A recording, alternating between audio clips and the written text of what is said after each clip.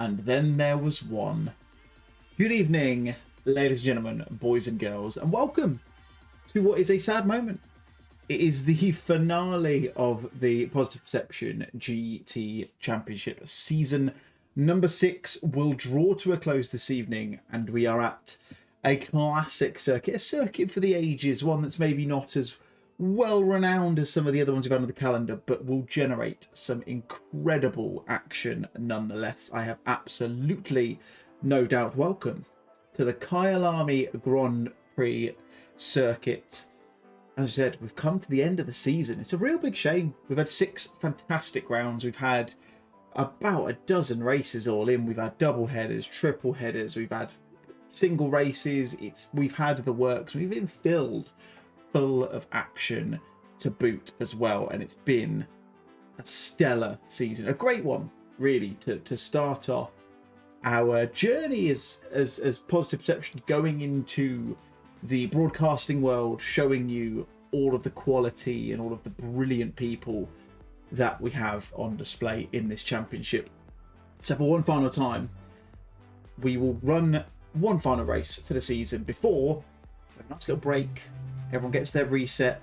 We do the POSPER HQ Drive to Survive style highlights in the background. That'd be really cool if we could do that. So FYI, any editors in my chat, let me know, because if you can rip up a load of stuff from the streams gone past, we've had so much action, it's been unreal.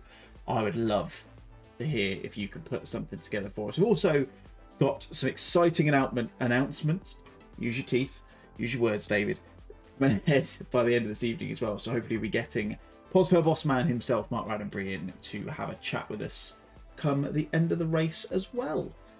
Before we get stuck into things though, because the chaps, or the guys and girls of the grid, are just running through their briefing at the moment, let's just draw our attention to the standings ahead of this final evening of racing. It's a 60-minute race tonight, so bring things to a close. It's a night race, so loads of action going to happen, lots of difficult situations, I'm sure. Hoping that the server does what it's supposed to do anyway. It should be a night race, I'm well informed. But yeah, loads of stuff to look forward to, and there's still a lot to play for in some of these some of these standings in the class title points as well.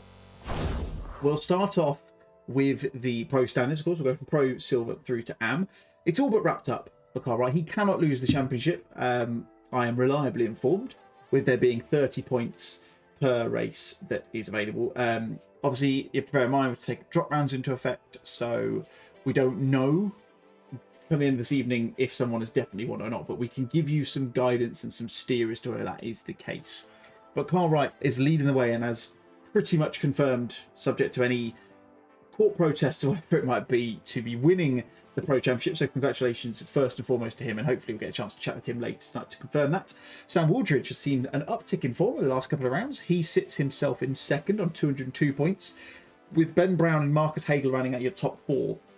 The latter of which, of course, being a little bit unfortunate to not have partaken in as many rounds as he would have hoped. I think we probably would have had a bit of a shootout for the final round had they both been together, but unfortunately not the case. Ash Coupland sits in 5th place. He's the top man of the Positive Perception kind of manufactured drivers, if you want to call them that, leading the way 2 points ahead of POSPER bossman Mark Raddenbury. And if he mentions it to you, if you see him around, if Mark ever mentions to you that he thinks he needs to be a silver driver, he probably just needs to take a look at this, because he's not that far off, in fairness to him. But I digress. Niels Brouwer sitting in 7th place, Alex McGee in 8th, Paul Hayho sitting in 9th place, and Matej Zenko, I've been reliably informed that's how you pronounce that properly, or at least he's told me it's the closest we can get, rounding out the top 10 in 69 points. Where it starts to spice up though is in the next 2.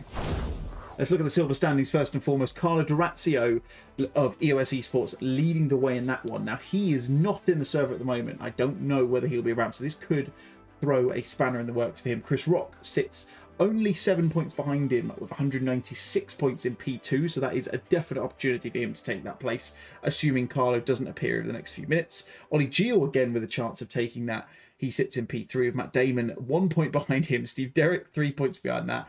1 point to Peter Phillips, 2 to Mark Cooper, and then we drop down a little bit towards Mark Neutlings, Dino Hukanovic, and Tim Costa really, really spicy this one. Most of these guys, most of the top runners are in the server as we speak, so it'd be interesting to see how they shape up as well. And then last but not least, in the AM standings, it's very close again.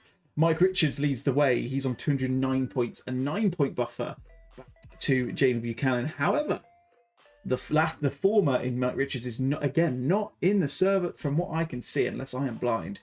If you want to have a look at those leaderboards, by the way, you can check out the live timing link. I've got a great relationship with the guys over at Pit All Live, Chris and the team. If you want to check out the live timings, then you can see them in there as well. So go and check that out if you're interested. Nick Karagiannis is sitting in P3. He's in the server, so he's got a chance of potentially usurping and taking that elusive AM class victory. We'll see how they fare this evening. Nadir Belozzo, again, close in there, only 3 points back from Karagiannis in P4. Jake Jenkins, James Jackson, your 5th and 6th men with 189, 174 points respectively. Sandro Bosch, Lisa Louise, Kai Halitsky, and Soren Michaelis rounding out your top 10 in the AM category. We've got a few minutes. I think qualifying might just have started, but before we go into that, let's take you around a quick hot lap of the Kyalami Grand Prix circuit.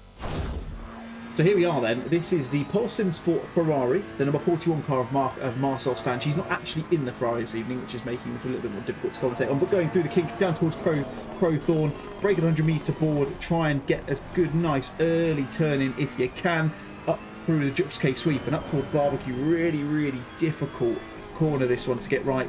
Rising apex, difficult to find. He kind of charged understeers as you're going through there. He gets through there absolutely fine though.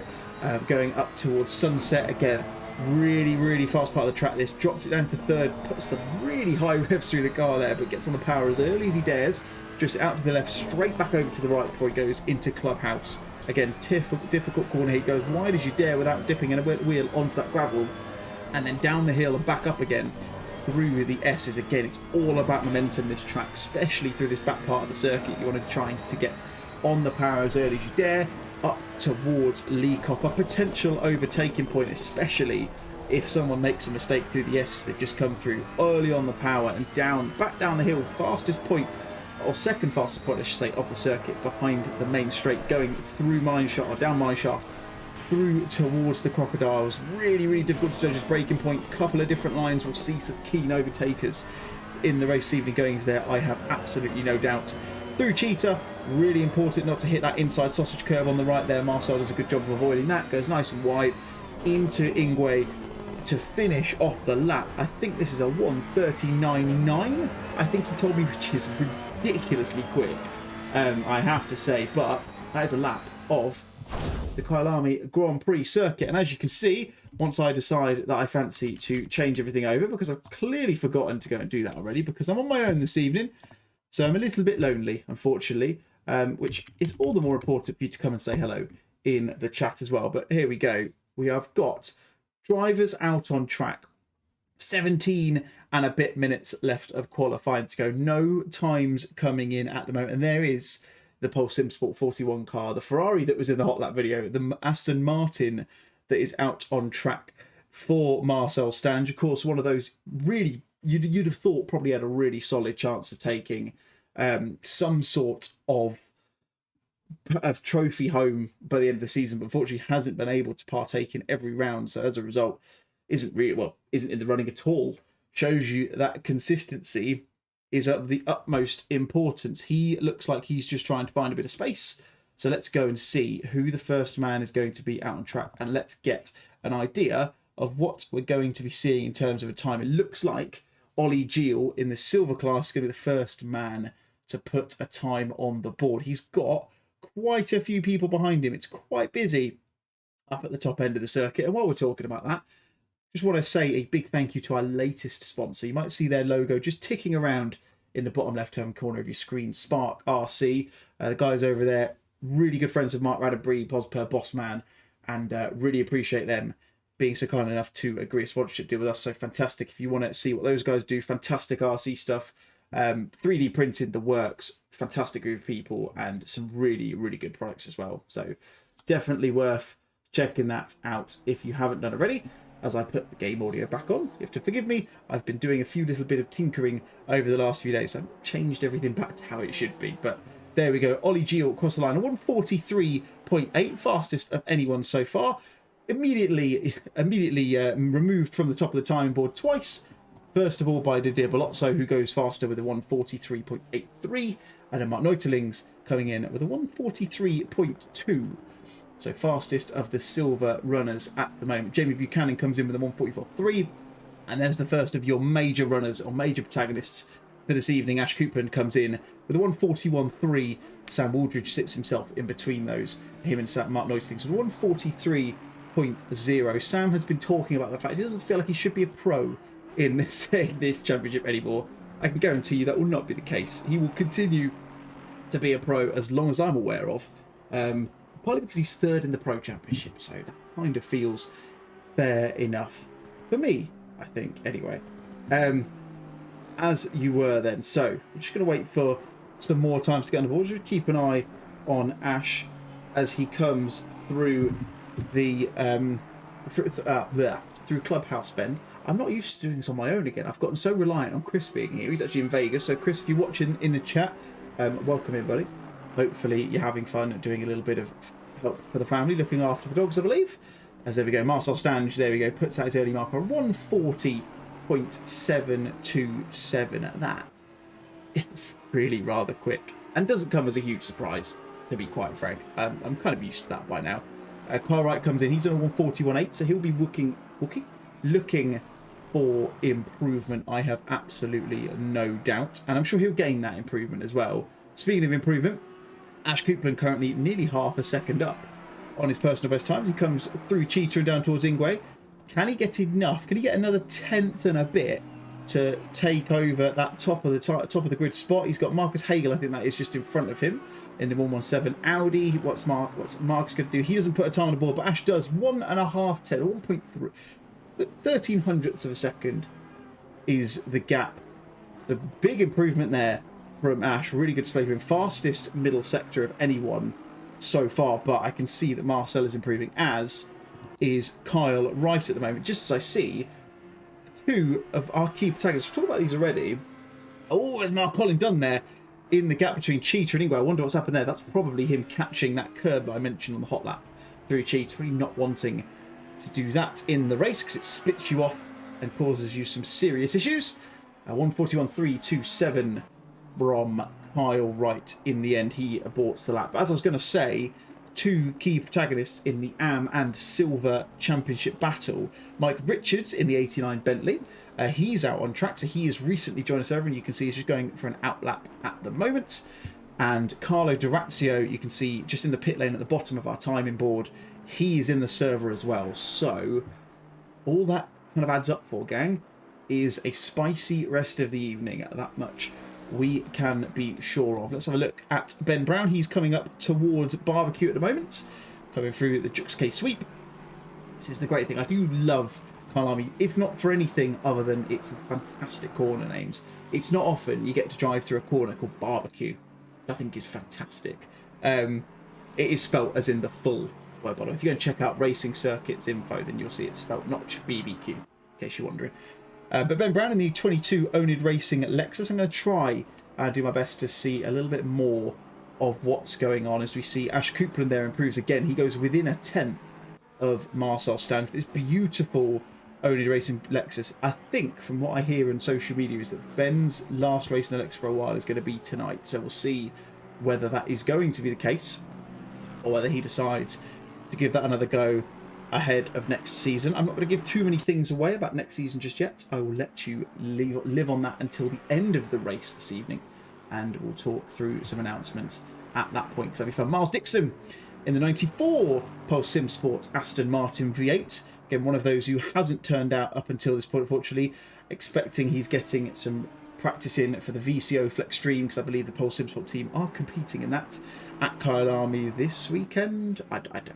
I don't keep an eye on enough of the very high caliber events to know everything about what's going on, but it's a Pulse Sim Sport 1, 2 and 4. In fact, sorry, 1, 3 and 4 at the moment, as there you go. Another improvement from Marcel Stange puts him a tenth and a half ahead of Ash Coupland now, who looks like he's going to abort the lap, as does Marcel, so he's going to drop back into the pit lane. So what we're going to do is ship our way over to the 750, the machine, the Positive Perception racing car of Mark Raddenbury, who I think you probably won't mind me saying, I think he would have hoped for a stronger performance in this season. He's been caught up in his fair share of action and incident. So I'm sure what he's probably hoping for, to be quite frank, is a relatively quiet and calm affair for this evening, for his sake at least. For our sake, from a broadcasting perspective, I want action all the way through. Let's just make that clear, as I'm sure those of you in the chat watching as well. If you haven't done already, a little bit of housekeeping. It won't be the last time I mention this, and I'm sorry, but make sure if you haven't done already, you've hit a like button on the stream. Thumbs up takes 2 seconds, but massively helps the channel get a bit more exposure out there. Drop a message in the chat if you're watching as well. I'd love to have conversations with you guys. Let me know who you're watching, who you're supporting in the chat as well. And last but not least, make sure you hit that subscribe button, because we aren't going to be stopping here. Season 6 is not going to be the only broadcasting we'll be doing. We've, of course, got our endurance race, our first race of the Endurance Championship on the 11th of March.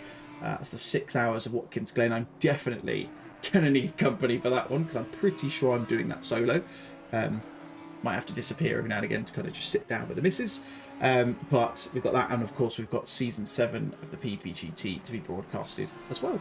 And I think we've just tipped over the 100 subscriber mark. So if you want to get yourself in the 100 club, then feel free, come and join us. It'd be lovely to have you. One thing I will say, as we have we're just over halfway through the session, is that this top 5 is really, really close. Ash Coupland's running, he was improving, he is still improving a little bit, but nothing too major just as of yet. He's improving, so he might get a chance of obviously getting ahead of Stange, pick himself on pole.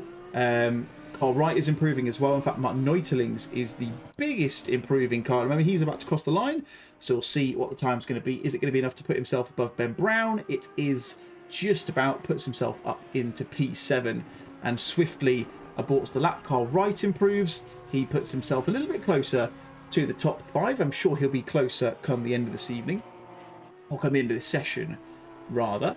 But 6 drivers within half a second, there or thereabouts. I think that shapes us up for a pretty good race indeed. We've not even got there yet.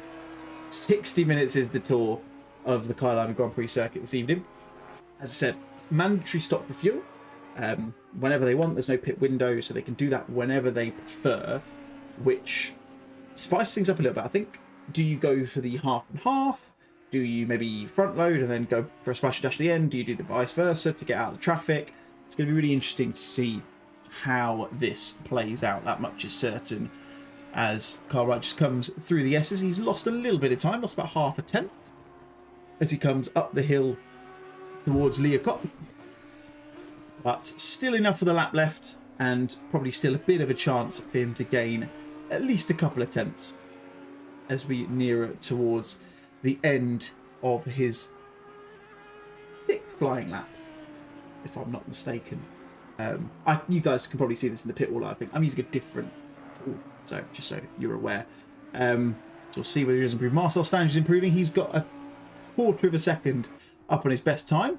So we'll see whether... Oh, and that's not going to be good enough for Kyle. He's going to have to abort that one and try again. We'll drop over to the aforementioned Stange, who's just running through Cheetah himself. And goes a little bit wide, but according to the timing chart, keeps that as valid somehow. And it looks like if he keeps this together, he's going to be putting quite a hefty gap between him and Ash Coupland as he crosses the line at 1:40.245, which is an absolutely obscene lap time from the number 41 car. And with 7 and a bit minutes to go, time remains to be seen whether he'll be able to improve. Colin Dunn is one of those who is improving. He is 6 or 7 tenths up as he goes through the S's back up the hill. Again, Colin, one of those who's not really, unfortunately for him, had the chance to really put too much time and effort into this particular championship. He's actually been doing a fantastic job in the Enduro KA virtual winter series that they've been doing, which is in a partnership with Positive Perception. Very own Mark Roddenberry has done every single livery for them, which is amazing, and they look fantastic. But Colin's actually 5th in that championship, so he's doing a fantastic job for the Posper team over there. And this lap is some significant improvement as well. I wonder how much it will be as he crosses the line and how many positions that will equate him to as well as he comes round at the final corner through Ingwe, puts his foot to the floor, and carries on as fast as he can up that straight. It's going to be just over a second that he gains, only a position in the end, but it does put him a lot closer to Mike Richards, who's sat in the pit lane at the moment with 6 minutes left. Still got time, still got plenty of time, in fairness, to get at least a few laps in, and I'm sure we'll see him depart the pit lane in a minute. And I have just noticed that Marcel Stange, my apologies, is going faster again. So that gap looks to be disappearing very, very quickly indeed. As you see Colin just moving out the way. There it is. It's a 140.1. I think he lost a little bit of time there because I'm sure he was going into the 39s based on what I'd seen. But that is incredibly quick. I don't understand it. I really don't. Never understood how he manages it. Is Carlo Dorazio as he goes through Clubhouse. He's got Nick Kyalami, he's got Chris Rock in the Duff branded Lexus behind him. I did see one other person in front of him on the track, but I didn't catch who it was. It was Nick Kyalami in that McLaren, the Cineo Racing McLaren, and then it's the number 19 car, I believe, or number 10. The track map's not exactly the easiest thing for me to read at the moment, so it might be the Mercedes of Sam Waldron. In fact, I can tell you it is definitely him. And I believe Sam's actually got a special livery for this evening. It's the Mad Panda livery, which I think looks absolutely amazing.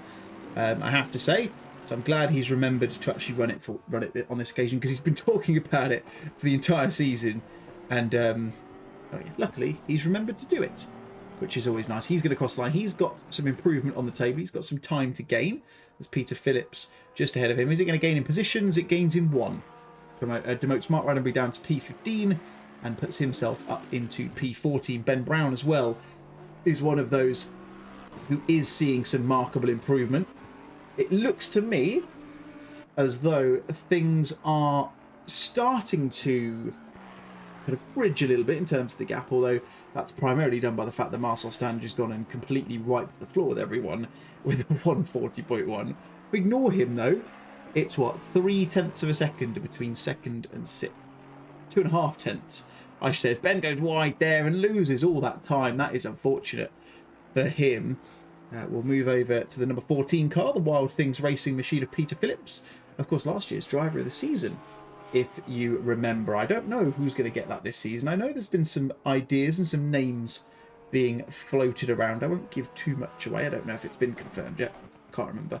There's a lot of stuff that goes on in the admin channels in the Positive Perceptive Discord, which I largely tend to just drift off from. I let them do what they need to do. I just come here, my radio voice appears, and I talk you through the action once every fortnight. But there you go. Speaking of which, if you're interested and you would like to join us in the comment box, then you're more than welcome. Come and join us. Just drop us a message on Discord, or just drop us a message in the channel or Twitter or any one of the many social media outlets that we're available on. If you'd like to come in for season number 7, we are avidly recruiting. So we'd love to have you come and try out. We're not really too fussed about experience. As long as you can talk a good game to a relatively decent extent, then we're quite happy with that. As Peter Phillips across the line goes up into 7th place, a really good showing from him. A 10th faster than Carlo Dorazio. 7/10 of a second off of Matt Damon. So the fastest man in silver class at the moment. And with 2 and a bit minutes left, Marcel Stange leads the way by 0.6 of a second, or 6.5 tenths of a second, to Marcus Hagerwash. Coupland sitting in 3rd. Everyone's deciding to abort their laps, which is making my broadcasting capabilities really, really good.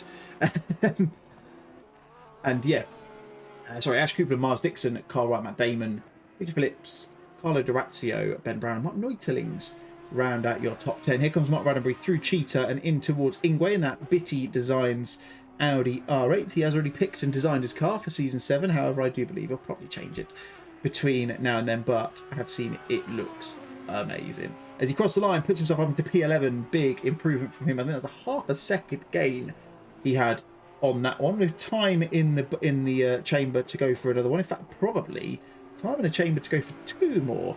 I would think Peter Phillips I'd like to think we'll have some time. He's come out literally just behind the 750 car, so I think he possibly has a chance to put some time in, as does Nadir Balotso. He's actually on, in fact, no, he'd be in his final flying lap on this one. He is improving as he goes through the first couple of corners, but not really enough at the moment to make a serious dent. He's going to need to gain, what, just over 3/10 to catch up to the back of Ollie Giel in the 18 Honda NSX in front of him.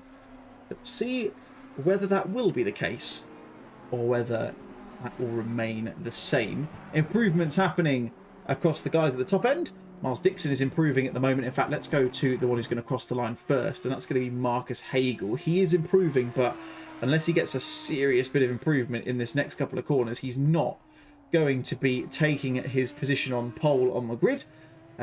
Just about, he's teetering on the edge. Is he going to improve? We'll see as he crosses the line. He doesn't improve in the end, so he's going to stay in second place. Ash Coupland looks like he's lost a little bit of time on this current lap, so he probably isn't going to get any further at the grid, but will, importantly, if he stays in third place, have the inside line going into Crowthorne at the start of the race, which is particularly important, especially with such a long run going into the first corner here. Obviously, you've got the kink, and then you've got Crowthorne. In fact, he's deciding he wants to practice a pit entry, which is probably quite sensible given where we are. So there we go. Timer is up. Miles Dixon's going to cross the line. Has he got enough in the tank to get himself up into P3 on the grid? He goes nice and wide as he comes out the exit. He's gaining a little bit of time. Will it be enough to put himself up into P3? It's not. Only just 0.03 of a second behind in the end. Carl Wright looks like he has still got a chance to put a time in, but no, is going to abort the lap. So no improvement from him. Mark Raddenbury, he is seeing improvement. Whether he has enough time, in fact, yeah, definitely have enough time if he keeps it clean and tidy. As we say hello to Ben Brown in the chat. Good luck all tonight. Yes, thank you very much, Ben, and good luck to you. We're starting P9, so in the thick of things. Interesting, but I've seen enough of you to know there is a definite chance of you making some overtakes throughout this race, which I am super excited for. So there we have it, folks. Your grid is set for the final race of the Positive Perception GT Championship. Well, it pretty much is. There we go. It's official now, because I've just noticed that Sam Waldridge has invalidated his final lap, which means the server will tick over any minute now. Give me a chance to get our grid walk ready, because why wouldn't we want to go and have a look at all of these beautiful cars? Although, come to think of it, it's going to be a little bit difficult to see all of these because it's quite dark. So we're gonna have to try and figure this out together, team. We'll see what we can do, and let's get one final grid walk ready for you. It feels like the end of an era. Although we're going to be back in next season, it feels strange not having any more racing after tonight for a little while. Really, really bad. Really, really sad. It's a bit of a shame. Anyway, let's go and talk you through the grid for the race this evening. Let me just hover back into here. So, on pole position is Marcel Stange. Alongside him is Marcus Hagel. So it's a Pole Sim Sport front row with Ash Coupland sitting in P3 of Miles Dixon. As we see, we're getting a bit of turbulence there on P4. So that is, if you look around, Pole Sim Sport, Pole Sim Sport, Pole Sim Sport, Positive Perception. That is probably not how Ash wants this race to start, but we'll see how he gets on with that. Carl Wright sits in P5 with Matt Damon leading the Silver Class gang away on P6. Your fourth row of the grid is Peter Phillips in the Wild Things Racing number 14 car with Carlo Dorazio sitting alongside him, and that's an all silver bunch of three there with Ben Brown in P9 with Mark Neuterlings in P10. Mark Raddenbury sitting just behind those two in P11 with Sam Waldridge, in P11, P12, which makes me think. In fact, let's just have a quick look at this livery. Let's have a kind of see what it looks like. I've never heard of a Mad Panda before, but it looks pretty nice, gotta say. And for once, Sam, it looks like you've lined everything up, mate. So well done, you. I promise that might not be the last time I do it. Where were we? I was talking about something. I've lost my train of thought. Ollie Giel sitting in P13. Let's go and have a quick look at the lovely face on. In fact, let's get a better view. Let's get a top-down view of Posper Bossman, Mr. Roddenbury, because he's gonna love me for doing that again. as I do every time I get the chance to. The Chris Rock Duffmobile in P14, Jake Jenkins in the Saar Audi in P15 with Nadir Balozzo alongside him in the 225 Ferrari 488. Jamie Buchanan in the 81 BMW with Nick Kalianis in the 193 Cineo Racing McLaren alongside him with Lisa Louise in P19. Mike Richards alongside her on the 10th row of the grid with Colin Dunn and Sandro Bosch rounding out the grid for this evening. We are but 2 minutes away, at least from the start of the race anyway. Start of formation lap. Not from the actual start of the race, unfortunately, but we won't be long away at all. So if you're watching, housekeeping once more, subscribe, like the stream, and also a little bit of a helping hand if you don't mind. Let me know in the chat who you think is going to be taking the plaudits and the win ahead of this evening. I'd be really interested to get your thoughts. Personally, I can't look beyond Marcel Stange. He is just too quick, is the honest. He's so fast. It's unreal. But fuel stop as an element of jeopardy into proceedings. So who knows? Maybe we'll see an unlikely victor come out of this. So we'll run you back through the grid once we get underway, but let's take a moment to feel Coupland, who is of course in the middle of a gaggle, assuming that's what you call it. A murder maybe, because of crows. I like that. He's in the middle of a murder of sim sport cars, and he's the only Pospo driver for quite a while. The next one down is Mark Neutling, so he's on his lonesome. He's going to be fighting solo ahead of these guys. But we've got a minute until things get underway. So as soon as we start seeing some cars move, we'll get back over to the on-track action. And get ready for the final race. Final race of the season. It's quite sad, isn't it, when you put it like that?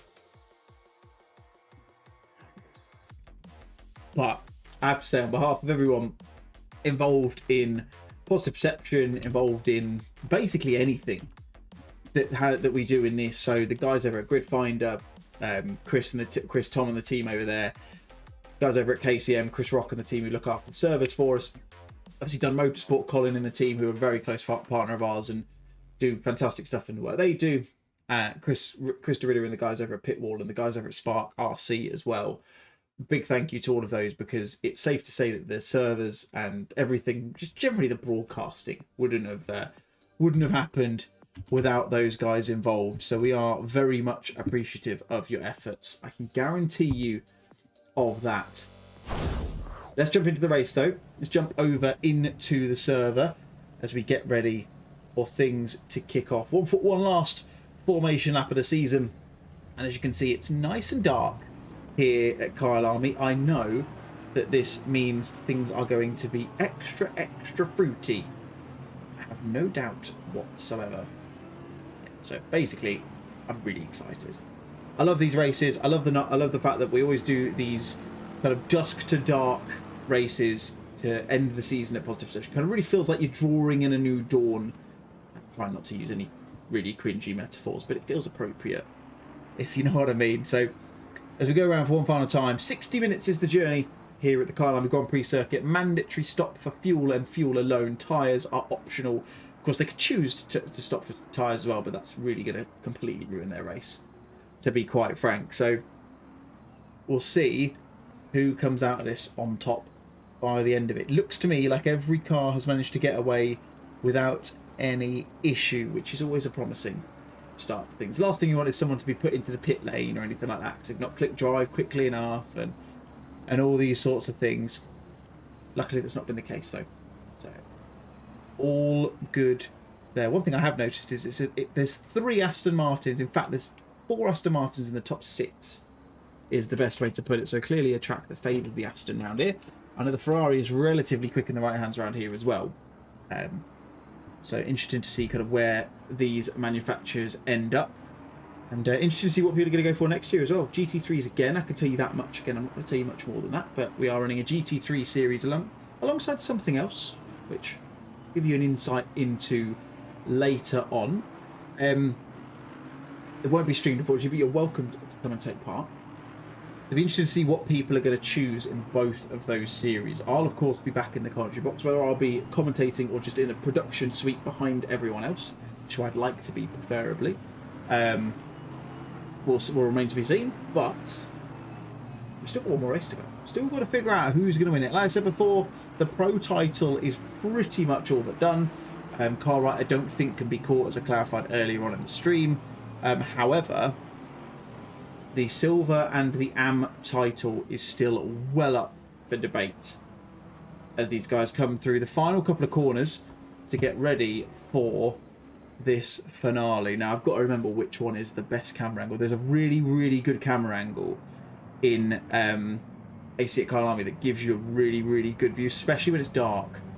As they go into the first corner, I'm pretty sure this is the one. It's not. I'll know pretty quickly. We'll change over. But Marcel Stange leads us away. Marcus Hagel is alongside him. It's an all Pulse Sim Sport front row. Ash Coupland and Miles Dixon are the two behind. We'll see whether they can make any major moves as we kick things off. As Marcel Stange brings us round the final corner for one final time at low speed. And we'll see who is going to come out of this on top, especially as we go into the first corner. So here we go then. We're waiting for the lights to go green any minute now. And the finale of the Positive Perception GT Championship season number 6. It looks like Marcus Hagel has just got the jump on him there, but we're waiting for the lights to go green. There we go. We're off and racing here at Kyalami as they come down to the first corner. Marcel Stange has lost the lead already to Marcus Hagel. He's got a fantastic start. That's the camera you wanted. Look at these guys piling into the first corner, into Crowthorne for the first time. Marcel Stange gets up the inside, and that leaves the door open for Ash Coupland to maybe just get a chance there. He doesn't. Just about manages to hold on to Hagel and keeps the move through the Jux K sweep and up towards Barbecue. Elsewhere down the grid, it looks like we've gotten away cleanly. No major incidents thus far, or a little bit of contact there between Jamie Buchanan and Sandro Bosch towards the back end of the field, but everyone has gotten away cleanly. Major winners off the start. Martin Neutelings made his way up into 10th position. He tries to go on the outside at Sunset as Sam Waldridge. Check out the minerals on him. He's actually made the move done, and that's the perfect move because it gives you that inside line into Clubhouse, and Peter Phillips making some moves. He's got himself up into P6 as well, ahead of Matt Damon's. That's important for championship positions, of course. So something we need to keep an eye on. Get your abacuses out, boys and girls, because we need to figure out who's going to win this. I might even need at some point to go and get all of the standings back up and have a look and remind myself exactly what on earth is going on here. That much is certain. But as we round out the first half, or pretty much the first lap of the race, Marcel Stange leads the way from Marcus Hagel, followed closely by Ash Coupland. It's a little Aston Martin train. In fact, no, it's an Aston Martin sandwich. I apologise. As Matt Damon's off. What's happened to Matt Damon? We'll see if what's happened here. He looks like he's gone sideways. Can we get a replay to see what's happened there to the number 122 car? It looks like it's contact between him and Ben Brown as they come down towards the Crocodiles. Just a little bit of a coming together there. I'm not really sure what happened there. I might have to get another replay of that and get it from a different angle because it was difficult to say exactly what happened. To be honest with you, this is probably the worst one because it's not actually going to give us anything. Oh, no, it's not. My apologies.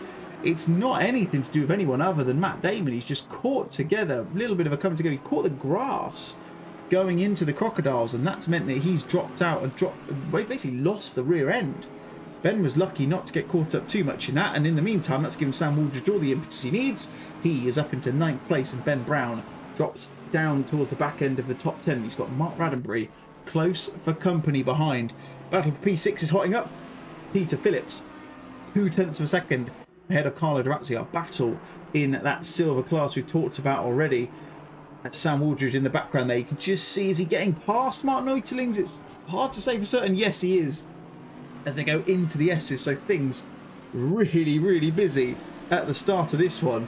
We're only on the second lap of the race, and I've already lost track of how many overtakes we've had. I mean, look at this. This is a huge train of cars. Look at this. Let's see if we can find out how big this train is on the headicams. If we can get a better view as they go down the hill. You've got Sam Waldridge, Mark Neutelings, Ben Brown, you've Mark Raddenbury, Jake Jenkins, Chris Rock, Ollie Gill, Nadir Balozzo. That is an 8-car train as they go down the hill towards the Crocodiles. As Chris Rock looks to the outside of Jenkins, nothing doing there.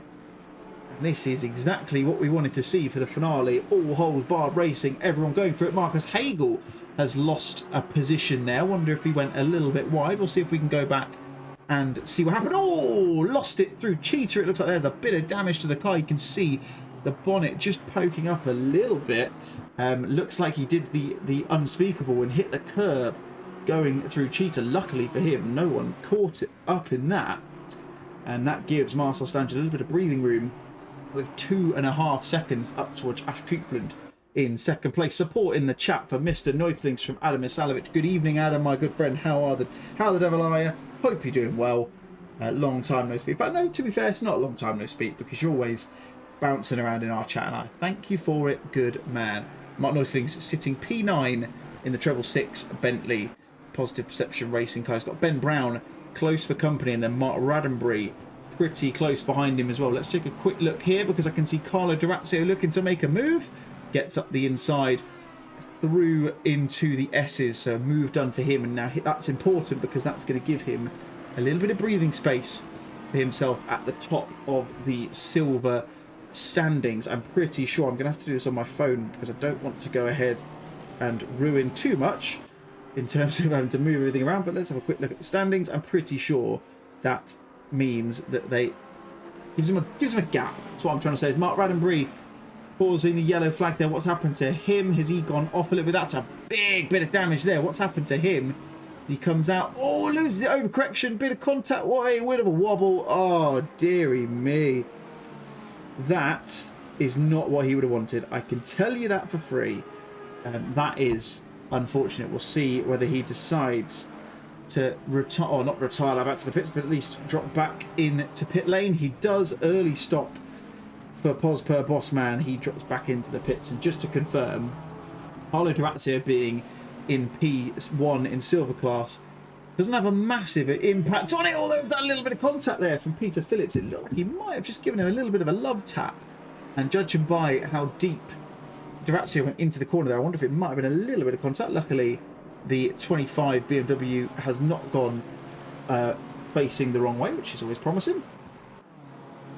But he's got a 7-point gap to Chris Rock, who is only... Where is Chris Rock? He's a P11 at the moment, so there's going to have to be a pretty much a complete position reversal for that to change. So we'll wait and see how things continue to develop back, because Martin Oetlings and Ben Brown look like an almighty scrap at the moment. This is exactly what I was hoping for going into the final race. Sometimes there is a little bit of caution thrown to the wind, and that's exactly what we appear to be seeing. Luckily, it's all been relatively calm so far. In fact, the only 2 bits of incident we've had look to have been unaffected by other people, which is always a good thing. So we'll just go down the hill, down towards the... there is a corner name for this right-hander, I'm sure there is, but I can't remember what it is. Left-hander, sorry. They go through the crocodiles, and it looks like, there you go, look at that, look at the cut back there. Oh, dearie me. Right, hold on a minute, what has happened here? Hold on a minute, I've got to get a replay of this. This is Sam Wooldridge and Peter Phillips going into the crocodiles. What happens here? Oh, it's a big hoof from behind, and oh, Mark nearly avoided it. That was so unfortunate for him. I think he probably would have avoided it if he hadn't have had that extra tap from Sam Wooldridge. Probably would have avoided everyone there, to be fair, at least a couple of them. Mike Richards here is looking to make a double move on Matt Damon and Ollie Gill. This could be an interesting one. 3 wide as they go into Crowthorne. Oh, it's being crowded out there by Ollie Gill. He doesn't want to lose that position. Does the number 18 car. Very, very close to those two, but keeping it fair. As you can see there, a number of people diving into the pit lane. Marcus Hagel, Jamie Buchanan, Peter Phillips and Mark Neutlings all jumping into pit lane, understandably. So you would expect Marcus Hagel. Has he decided to fix the damage on that car? We'll have a see if we can get a look as he comes into the first corner. It looks to me like he has. So I wonder if he's just gone, yeah, a little bit of fuel, get himself ready and get himself back out there. Because what he's got now, of course, is tons of clear air. He can run as fast as he can now and give himself a potential chance of getting some positions with that clean air. Good evening, mate Sparky. Welcome in, my good man. How the devil are you? Lovely to see you as always. You've missed a pretty eventful start, to be fair. Assuming you've just joined us anyway. And I'm just seeing there, Mark Raddenbury is going to get out. He's made his pit stop. He's back out in front of Mark Neutelings. So he's got his pit stop done, and he's ahead of his positive perception teammates. That's important for him. That'll give us a bit of a flavour as to where we might expect the 750 car to come out later on in the race. Now let's have a look back. Not so far on track, but very, very close between them is Mars Dixon and Ash Coupland. Can Mars, look like he was just trying to get alongside through just up and towards Barbecue, though. That is a lovely move from the 94 Pole SimSport car. I don't know whether Ash was just running his normal line and maybe just didn't expect that to happen, but they're alongside again. Are they going to go side by side through Sunset? Oh, looks like he just got a little bit sideways, did Ash there, going through the left-hander. He's managed to get away with it and just lost a little bit of time, but kept it on the black stuff, importantly for him, as he loses the position. But importantly, it doesn't lose too much time in the grand scheme of things. Bit of a gap back to Carl Wright. He's 3 seconds adrift of these guys, so he's kind of running in a race of his own at the moment, as is Carlo Dorazio, Ben Brown and Chris Rock, all running with a little bit of clear air between them. Let's drop back a little bit to this battle. This is Sandro Bosch in the GPX racing machine with Jake Jenkins looking up the inside into Clubhouse. Oh, dearie me. That looked like a bit of a race. 2 into 1 wasn't going to go. A little bit of a crossover between them, and that is unfortunate for those two to come together. Sandro Bosch carries on as is, as Mike Richards looks up the inside, gives Ollie G a little bit of a shift and just thinks, oh, if I give him a bit of a push, maybe he won't make the apex. That is right. Luckily, though, it's not impacted the race too much for the 18 car, and he carries on his merry way, and Mike Richards is under a bit of pressure from the what is that? That's a Aston Martin of Matt Damon. Just to be clear, not the Matt Damon we all think it might be. He has made that clear. I'm sorry for everyone who was hoping it might be him, but he's a lovely guy nonetheless. He's got Nick Karayanis not too far back off these guys as well, so starting to form a little bit of a trade is Chris Rock pits from P7. So he's the first, in fact, no, he's the second or third of the major runners in the silver class who have decided to peel off into the pits. Look at Mike Richards here. He's got the inside line over Matt Damon. In fact, no, that's Matt Damon getting the move done, isn't it? It was, well, Mike Richards goes a little bit deep there. Can he hold on to the position? Looks like he can. He's done a fantastic job there of maintaining that brake power, pressure, whatever you want to call it, to get himself slowed down enough and not go too deep. Despite the fact he managed to get past Matt Damon, looks to the outside, and he's having none of that. He's been pushed very much out of the way, elbows out stuff from the number 89 Bentley, the Monogatari Good Smile car. It's difficult to say when you're trying to talk quickly, isn't it? It's some anime thing, isn't it? I won't even begin to understand what all of that stuff is all about. But he manages to hold on to that position. And all of this at the moment is meaning they're starting to catch up with Nadir Balozzo, who's sitting at P7 at the moment, a lofty P7 for the 225 car. It's a really good displaying from him. Kept himself, importantly, out of trouble thus far in this race. Let's jump back up to the battle for P3. That's Mark Neutelings just in the background, but Ash Cooper, look at this. He's got all the slipstream he wants coming off the back of the Pole SimSport car. In fact, it looks like they're side by side as they go down the kink towards Crowthorne. He's not really in the best of positions here, is Ash, because he knows it's going to be the outside line here. Can he get the cut back? He's going for it, you know. Is he going to get the overlap as he goes through the Jukes case sweep? He's not. That is really, really good work and really fair driving from those two, giving each other as little room as possible. But importantly for Mars Dixon, manages to hold on. Back to this battle though for P9. Mike Richards is under pressure again from Matt Damon. I'm not sure what this Aston Martin's got inside it. Look how close they are. You can barely let a touch paper between them. A little bit of contact going into Crowthorne, but Matt Damon manages to get around the outside. We'll jump back over to the helicam. Can he get the move done? He can.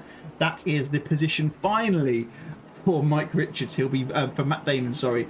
He will be very pleased that he's managed to get that move done. It looked like it was on for a couple of laps, but good hard defence from the 89 Bentley, the AM class leader. As I'm just looking at this, Carlo Dorazio off the track. We'll go back and see how far we need to go back to see what's happened here. Is he just losing it as he comes out of Sunset? Not Clubhouse, sorry. He is.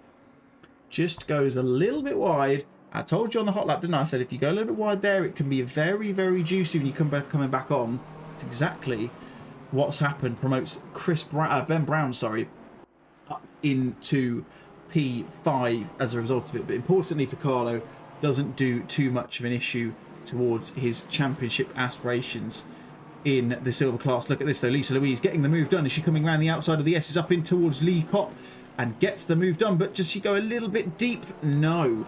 Really good move from the number 56 car on that occasion. She's going to have a fistful of Porsche in a rearview mirror as they come down through mineshaft and into the crocodiles. Is there going to be a late move from the number 20, from the number 28 car? There is not, but Lisa goes a little bit wide. Is she going to hold on to the position? Looks like she is. No tie or no position gained there by Sandro Bosch. So good move from Lisa, gets the move done up in towards Lee Kopp and gets up into P12. Now, let's jump back to this one because Nadir Balozzo is, in fact, he was under a bit of pressure. He's getting a little bit of time, partly because Matt Damon and Ollie G, get your names right, David. Goodness me. You'd think you wouldn't have thought you'd commentated on these guys for 6 rounds so far, would you? But there you go. Matt Damon is I don't know what he's put in that Aston Martin. He must have put some rocket fuel in it because that car is rapid in a straight line. That's the second move in the space of 2 laps that he's done, where he's just got a really good run out of the final corner. I think we're going to have to keep an eye on it because he's going to want to do the same thing again to Balozzo, I'm sure, unless the opportunity comes earlier in the lap. But incredible stuff from the Rolex AMR number 122 car. And that's important for him because, of course, he is going to be looking to try and get some points back off of Carlo Durazio. Because, of course, if you think about it, if Carlo retires, blown wide open. That's the important thing we need to consider. So we'll keep an eye on that. Jamie Buchanan, you just saw there, very sensibly just jumping out of the way to let these guys through. Of course, he was one of those who took the early pit stop. So nothing... no reason for him to really stay in the way. But look at this. This is what I want to see. So let's go on board with the Aston Martin. So I'm really interested to see what he does to get such a good run down the main straight. Does he do anything different to anyone else? Gets a nice deep line, cut back. Just gets on the power really early. And look at this, closing the gap ever so much as he goes out of the corner. There he goes, jinks to the left. Balozzo stays it to the right-hand side. It's going to have the outside line going through the kink and towards Crowthorne. And there you go, it's 3 from 3. And Matt Damon is utilising a little bit of nous there. Gets himself up into P7 on the in the field now. And now has a nice bit of breathing room. So he's going to want to try and close that gap down because he's got Carlo Durazio 10 seconds up the road. So still plenty of chance for things to change. Let's hope we don't see... Who was it? Was it Damon Hill and Michael Schumacher where they had that coming together and it knocked both of them out of the race, not one of them out of the race, and then the other one went on to win the championship? That was when I was very, very, very young. I didn't actually see it, but I have watched it back a number of times. I think it was Adelaide, possibly. I'm digressing. So 15 minutes gone, nearly 18 minutes gone, 17 minutes gone. Sorry. Up until this point, Marcel Stange with a fairly commanding lead, you would say, out in P1 in the number 41 car. He's 10 seconds to the good of Miles Dixon, who's 2 seconds ahead of Ash Coupland, who is 2 seconds ahead of Carl Wright, which is nice and consistent, which I like to see. Ben Brown, a further 15 seconds back. He sits in P5 with Carlo Durazio just a second adrift of him, showing that the damage maybe isn't impacting his race too much so far after that little excursion coming out of Clubhouse Bend. With your man on screen, Matt Damon, sitting in P7. He's closing the gap very quickly to Carlo Durazio, which is particularly interesting. And Nadir Balozzo, Ollie Giel and Mike Richards make up your top 10. Let's jump a little bit further back down the grid. Let's have a look here because that's Marcel Stange, I believe, in the Aston Martin just behind these guys. In fact, no, that's Miles Dixon. I apologise. In the car behind, you see Ash Coupland in the foreground there as well. So he's coming up to lap these two. He'll be wanting to try and make past these guys pretty quickly if he can. But, of course, not the easiest thing to do when you've got 2 cars that are fighting with each other, which is particularly important. There's always a little bit of contact there. No, that was close.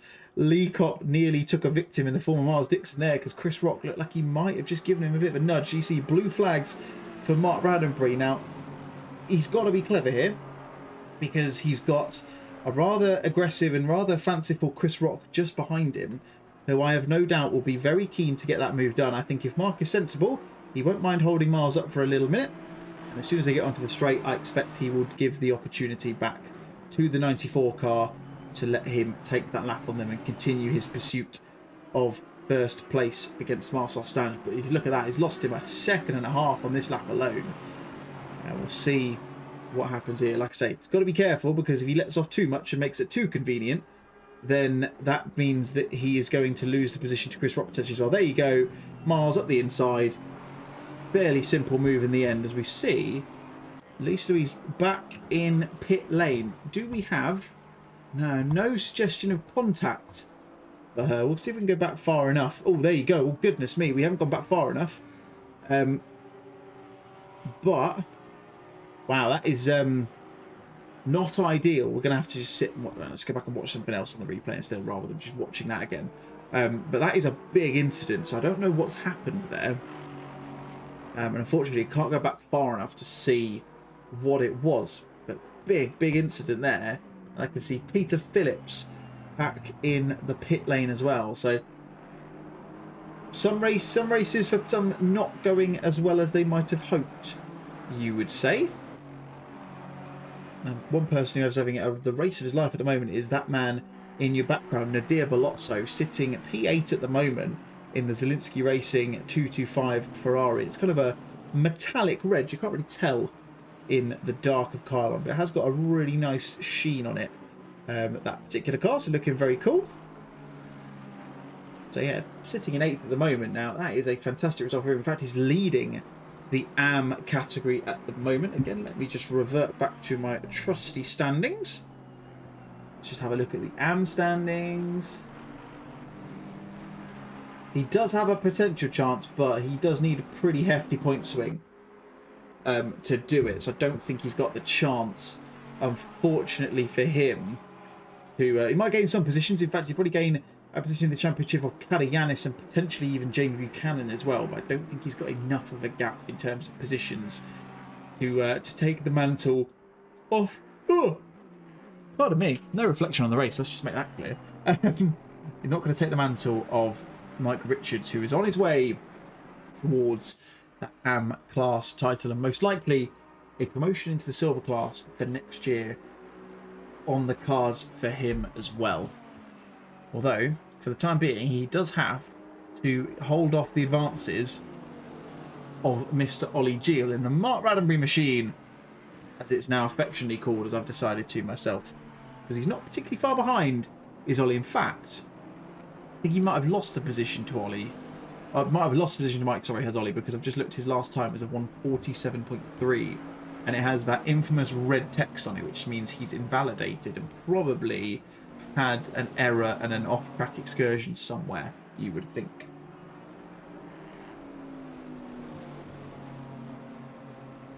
So here we go. So 20 minutes in. It's a third of the race done. 2/3 of the race to go. We've had a handful of people pit so far. Lisa Louise still in the pits. Peter Phillips has managed to escape the clutches of pit lane.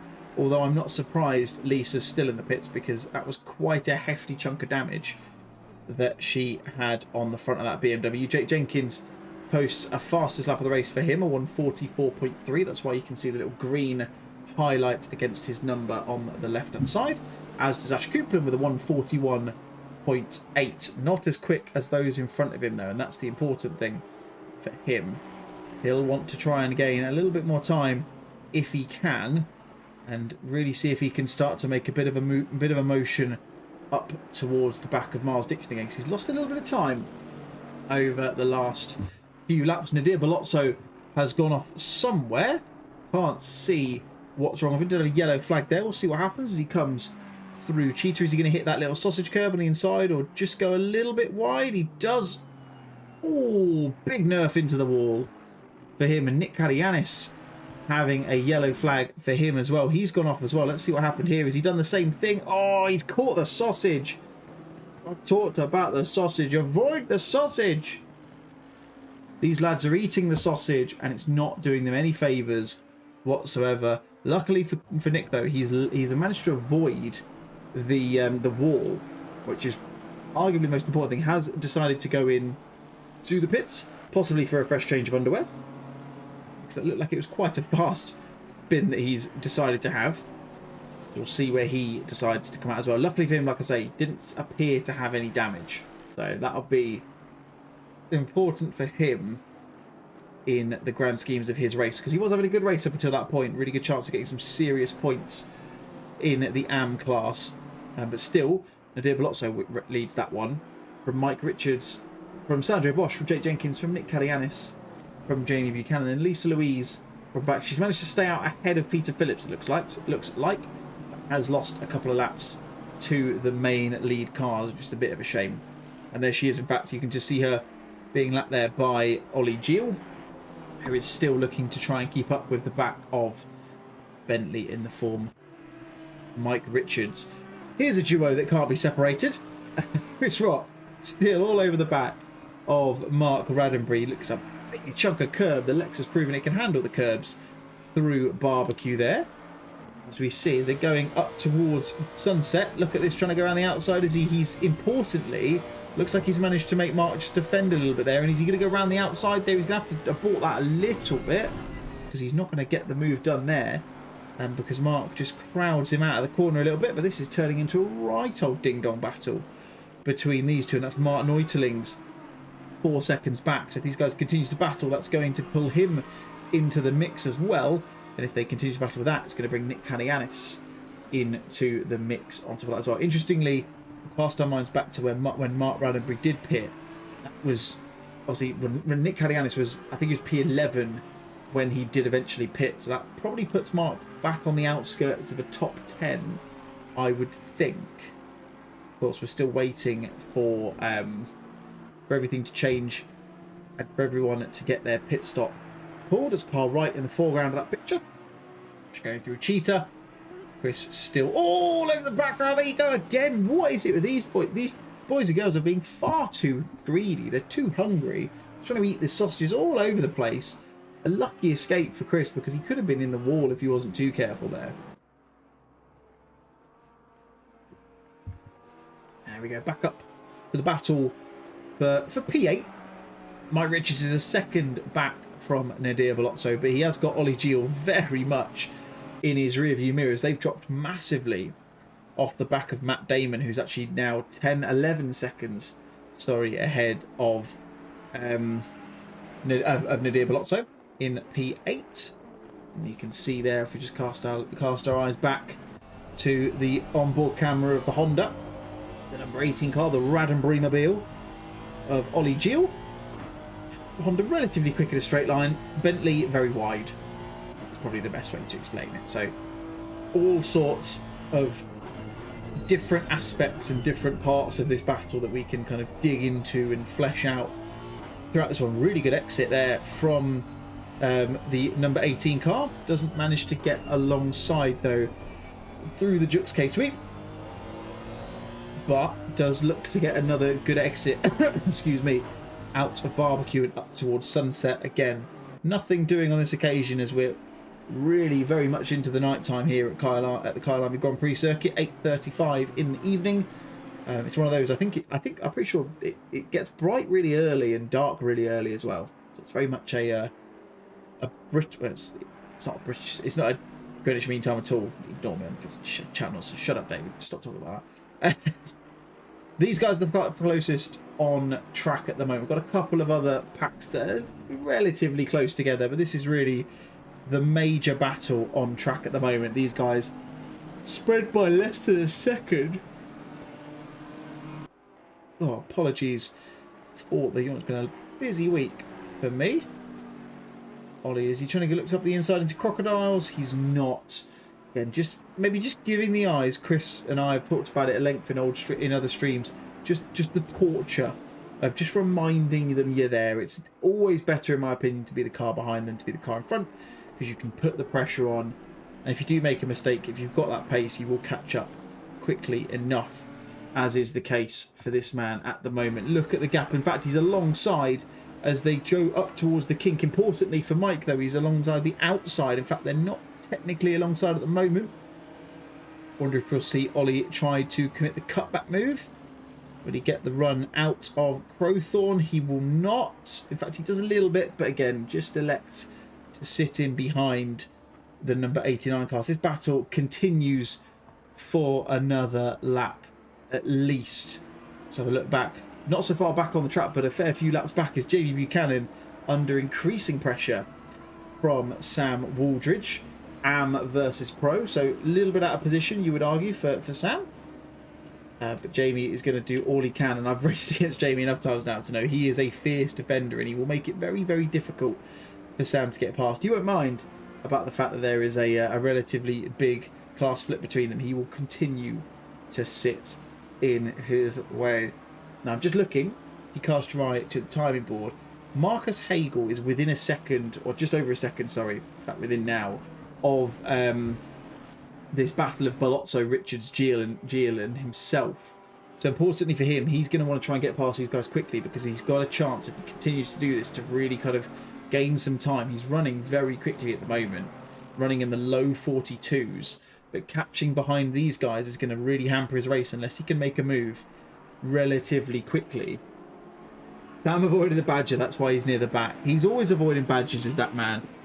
And that probably makes sense, because I think, I mean, it depends on the Badger, I guess. If it's a honey badger, you're probably going to want to stay, keep the panda away, aren't you? So probably a sensible move. Now, here we go. Ollie Geel this time is alongside on the inside as they go down towards Crowthorne. This is important because this is going to give him a chance. What's Marcus Hagel going to do as well? He's just sitting in the background at the moment. Will he make the move? He does. Oh, that's opportunistic from Marcus Hagel. Oh, look, and there you go. A little bit of backwards, a little bit of sideways. Oh, loses the rear end as Ollie, and that's important because that's going to drop him way back off the back of this. Marcus Hagel thinks all of his Christmases have come at once because he's got past both of them without losing too much time in the end. He's still actually put in a high mid-42 on that lap. So importantly for him, not lost too much time. But unfortunately for Ollie, got the move done, but just shows you how volatile and unpredictable that Honda NSX can be. Just lost the back end under braking. Not sure really locked the rears, maybe just over engaged the ABS, but really unfortunate for him. He had looked like he had a chance of getting the move done, and instead he's got to drop back and do it all over again. He's lost what, about a second and a half to Richards on that one, so not too bad in the grand scheme of things, but not ideal for him as Colin Dunn, you can see, jumps into pit lane. So he's going to drop back down the field. In fact, he's just exited the pits. He's going to come back out ahead of Nick Karianis in P17. So here we go then. This is the battle.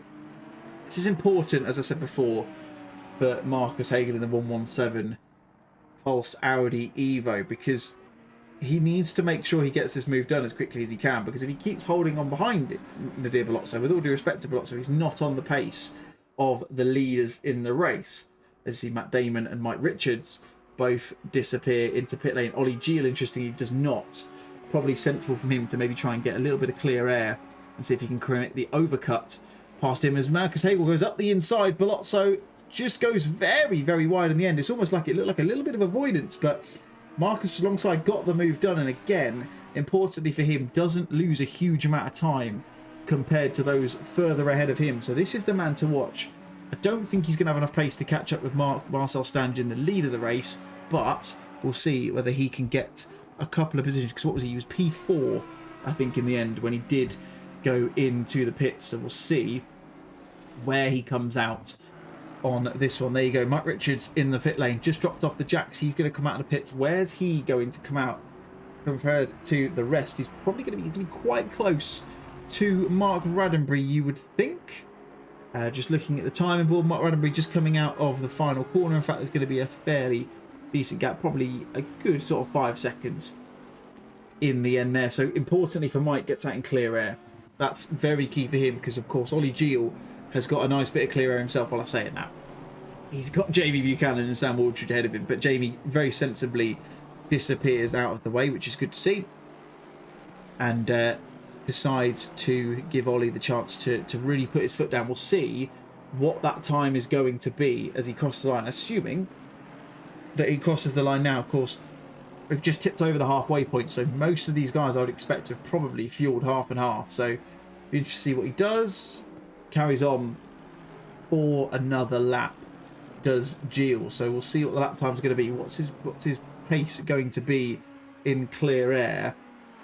See as he crosses the line, it's a 1:46.2, so nothing too incredible, but he's probably been caught up in some other bits when, of course, had to get past the back marker of Buchanan as well. So room for improvement.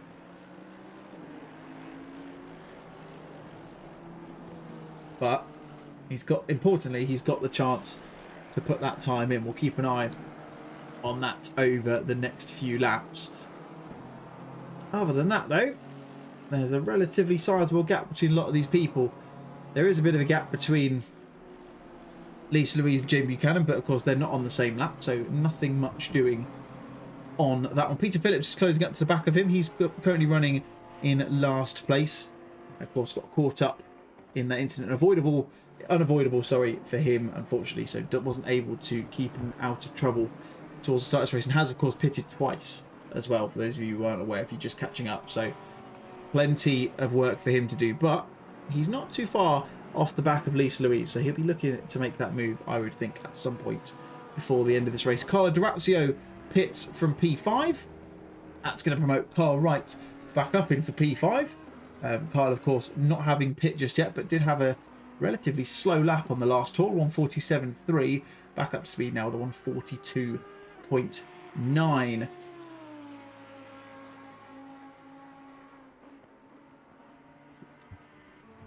I'm just going to go back down towards this battle again. It has ebbed and flowed a little bit. It's to the tune of about a second and a half at the moment between Mark Raddenbury and Chris Rock.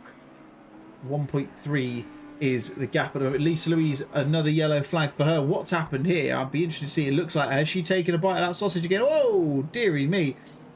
Big come together. Oh, a little bit of a nudge. Let's hope no one else wants to get into the pit lane at the moment. Rather fortunately manages to get out and doesn't have anyone too close to make any real issues of that, which is fortunate for her, but not the race that she would have wanted. She's now back into last place. That promotes Peter Phillips back up into P21.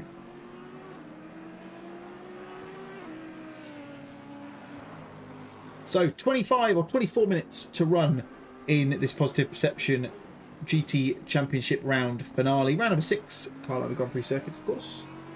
Marcel Stange leads the way. Miles Dixon is 16.5 seconds behind him, with Ash Coupland a further 8 and a bit seconds back from them. Ben Brown is a massive, nearly half a minute back from the 3 Aston Martins at the front of Carl Wright and Marcus Hagel. The earliest of the pitters of the top running cars, sitting in P6, Nadir Balozzo, Ollie Gilles, Carlo D'Orazio, and Matt Damon round out your top 10. So plenty of race still to go, plenty of chance for things to change. Of course, like I say, most of these guys are pitted, so not really going to see a huge amount of change, I would have thought. At least not for the next few minutes. We'll see how things continue to develop. It's really now a case of when are people going to pit. Just looking at the times, Ollie Gilles running 44.2s at the moment. Mike Richards running 44.4s. So they're the two that obviously want to keep an eye on, because we know that they pitted and they're quite close to each other. So we'll see how that continues to develop.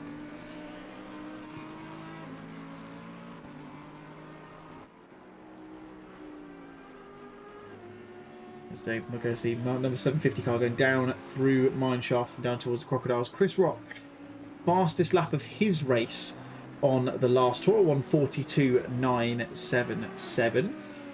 Faster by just over a tenth of a second to Mark's fastest time, which is 1:43.09. But importantly, 8 tenths quicker than the 750 machine on that tour of the circuit. And it looks like Chris has got some really, really good pace as it stands, because if you see, he's closed up quite significantly on that lap. Again, another 7 tenths of a second taken out of the Audi's gap on that time around.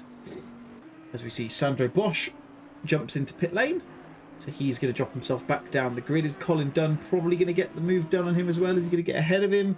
Looks like he definitely will. It remains to be seen whether Kyalami will do the same. He's just coming through the final corner. So we'll see where these guys come out, and it looks like he will. He does indeed get that move done, and up into 17th place for Kyalami. As we just want to go back because I just saw a yellow flag for Jake Jenkins. Oh, dearie me. Luckily, again, not too bad for him. Very sensibly, just actually drives towards their traffic, which might feel a little bit strange. But people decides to do donuts with what, 20 minutes left of the race. Probably a little bit too early for that, my man.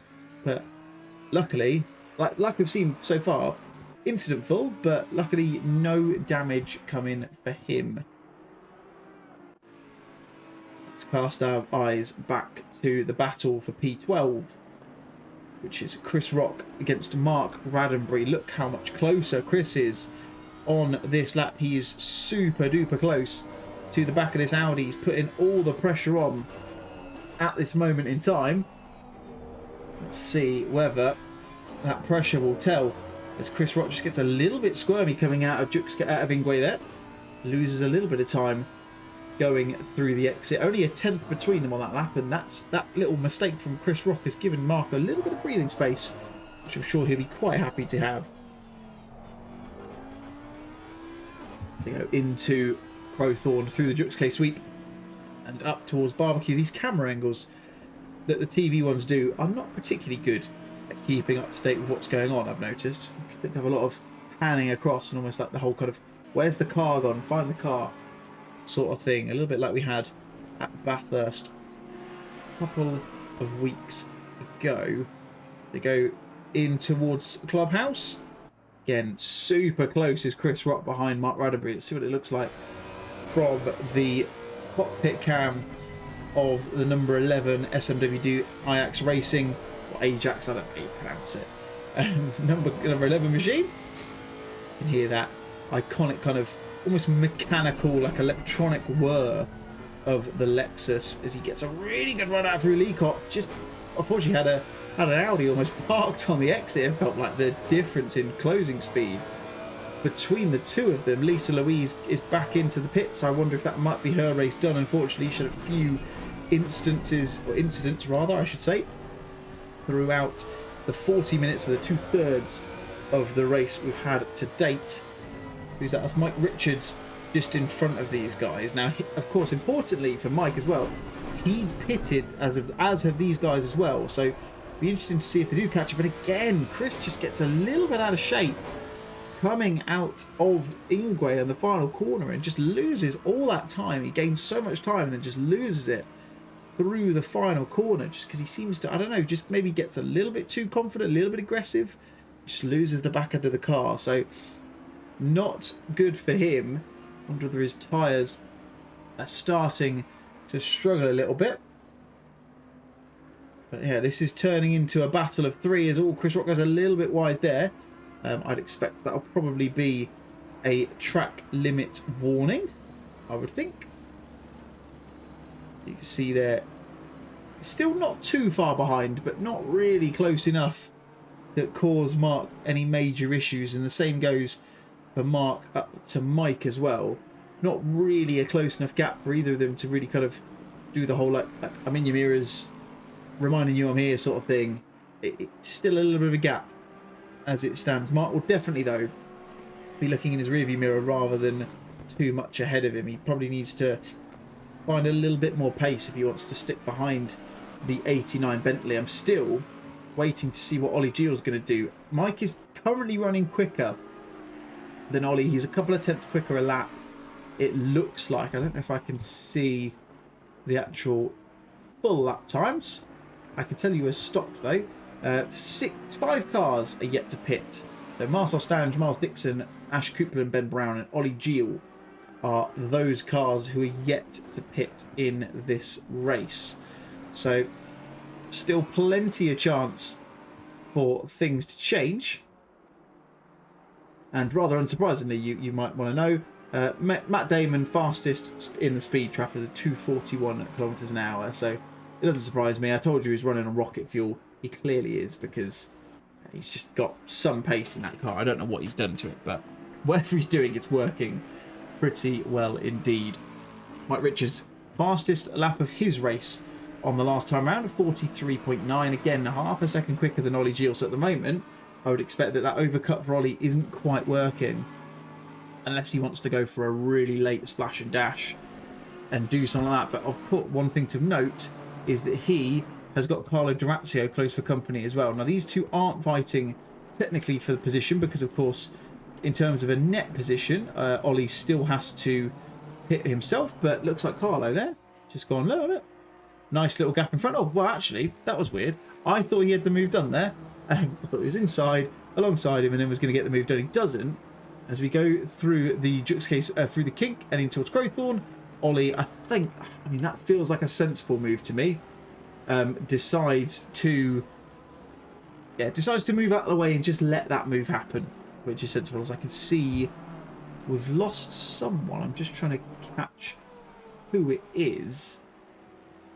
It looks like someone at the top end of the race. Or the back end again. It was Miles Dixon we lost by the looks of it. He's back in now, so I don't know if that's just a disconnection or something else, but it looks like he's going to be dropping down the grid, unfortunately for him, and I don't think that's going to have any impact on his pit stop as well if he does manage to get back in. So I presume he's going to have to pit again still, importantly.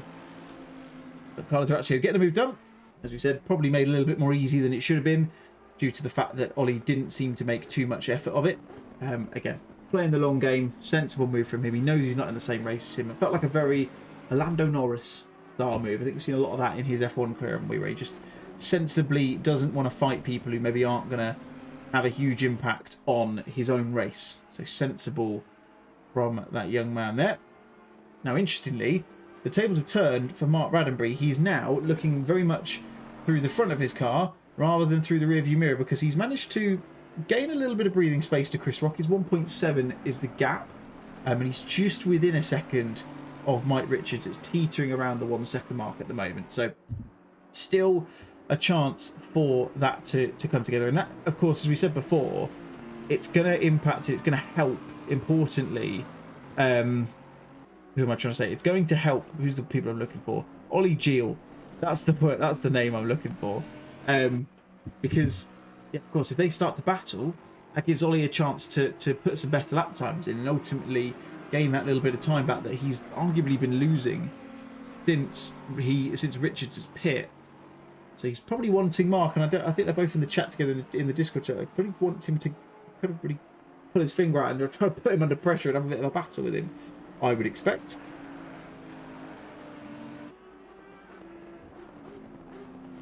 And so we're now into the final 15 minutes of the race. Marcel Stange leading the way to a tune of 30 seconds, of course, yet to pit.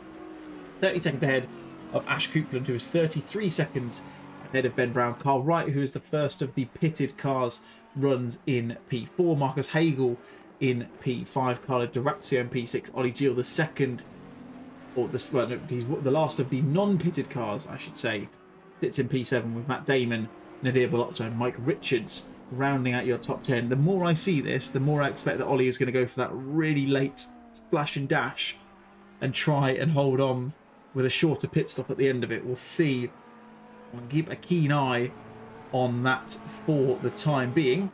In the meantime, though, let's have a look back at the battle for P16. It's Nick Kalianis and Sandro Bosch. Bosch goes a little bit wide there in the Porsche, and loses whatever slipstream he might have potentially had, going down through the kink and towards Crowthorne for what is the 27th time of asking for these guys.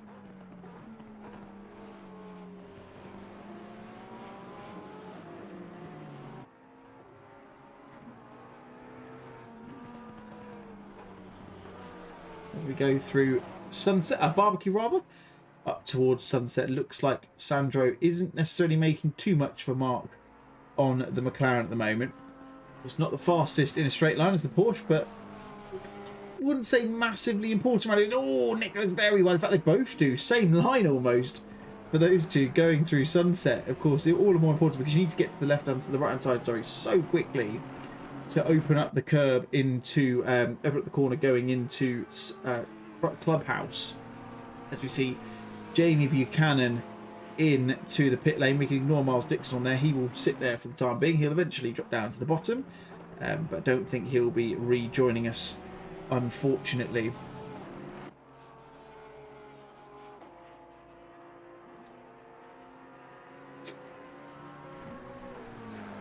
They go down through Mineshaft. Mike Richards' fastest lap of his race on the last tour. Again, all the more important. I think that's probably going to be the nail in the coffin, probably Gio, unless he manages to get the quickest pit stop you've ever seen. Look at this little gaggle forming behind Nick Kyalami.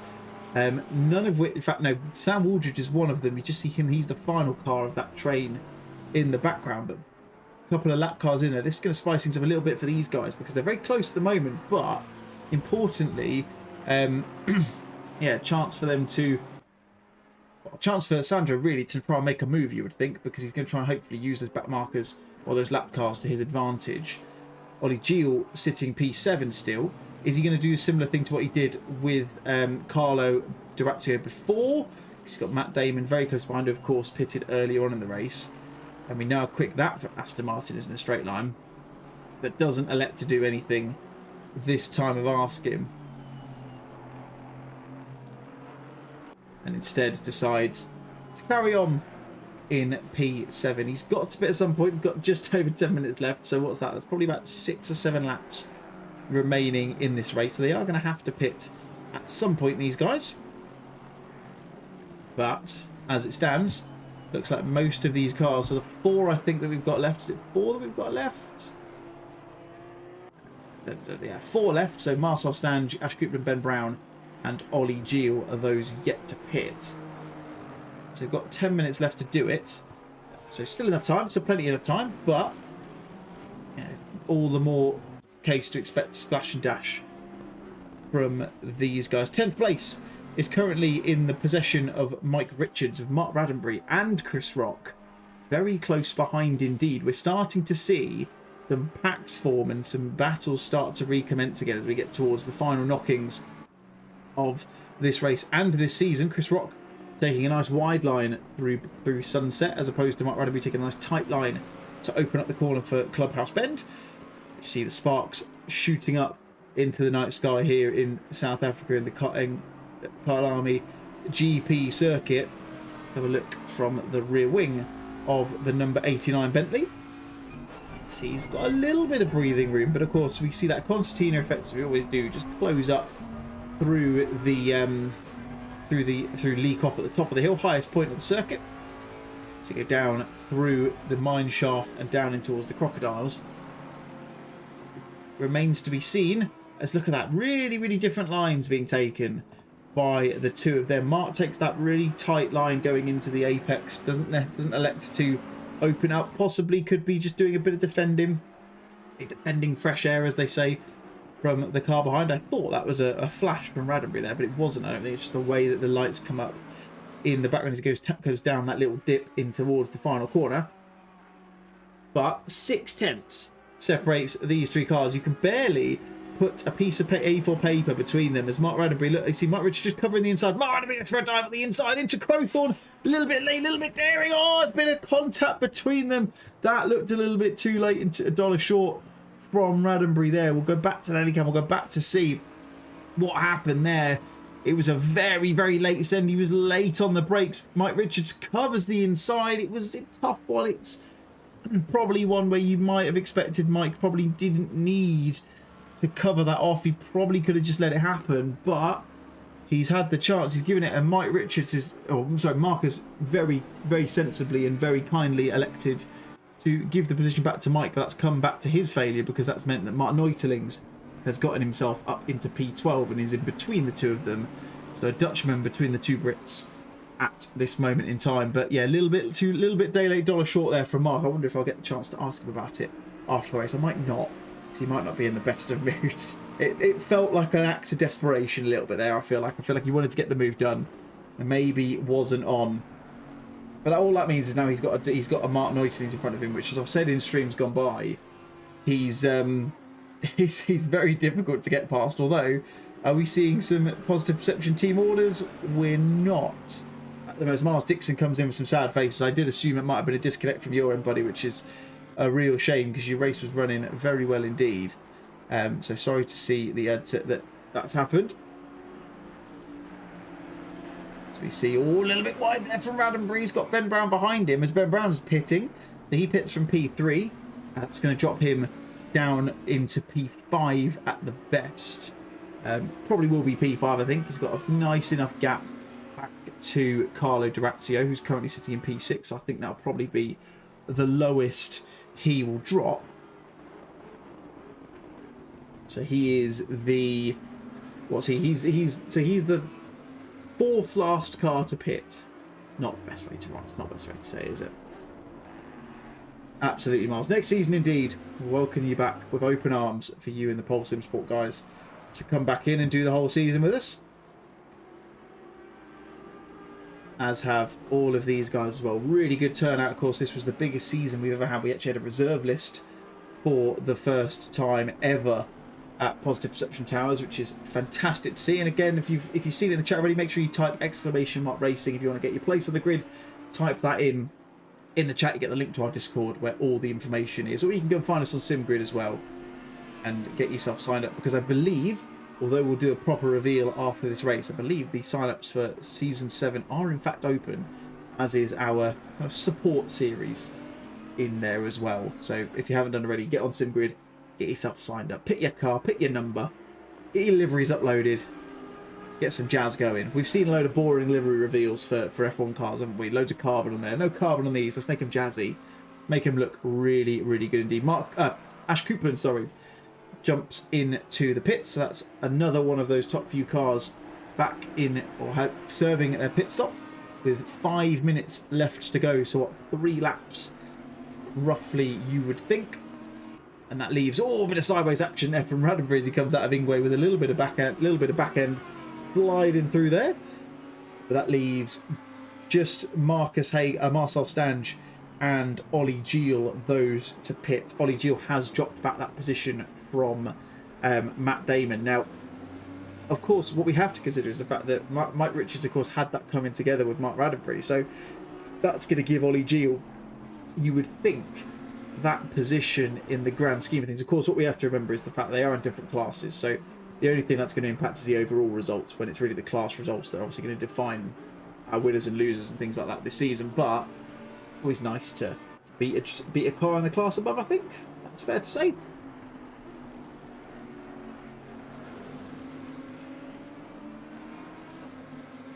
So again, these guys, you can't really separate them. Mark and Mike have been together for the past, what, 30 minutes or so, I would say. So give or take about half a second here and there. Because not all the time they've had a car in between them, that being Martin Oisling's Trouble 6 Positive Perception Bentley. Again, closest on track at the moment with 3.5 minutes left of this race. It is this man who we've really not seen. I've got to be honest, we've not seen him at all. He's probably treated this a bit like a practice session. He's been so quick. Marcel Stange leading the way, and with probably 2 laps left, I would say, looking at where he is and how long we've got left, he'll be bringing it home for a win to round out the season. It will mean that Carl Wright will not win at the final race of the season, so he won't get maximum points, but he still will have his title win in the pro class no matter what.